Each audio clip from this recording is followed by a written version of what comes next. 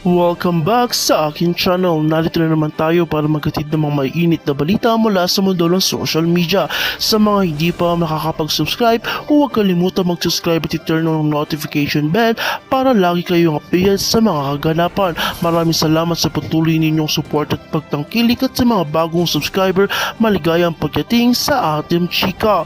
Ngayon, isang malaking balita ang ating tatalakayin. Si Martin Romualdez, isang kilalang personalidad ng politika, ay hinuhuli na ng mga otoridad. Ang insidenteng ito ay nagbibigay ng matinding reaksyon mula sa mga netizens at pati na rin sa mga tao sa loob ng politika. Maraming nagulat at mga detalye ng insidente ay patuloy na lumalabas sa mga balita. Kung bago sa inyong pandinig ang pangalan na ito, si Martin Romualdez ay isang prominent leader at ang kanya pagkahuli ng dulot ng iba't ibang reaksyon mula sa publiko.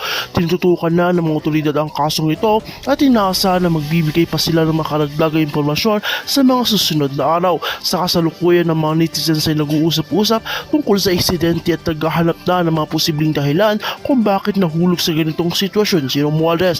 Patuloy namin bibigyan kayo ng updates tungkol dito, kaya manatili lang kayo sa aming channel at huwag palampasin ng mga susunod pang balita.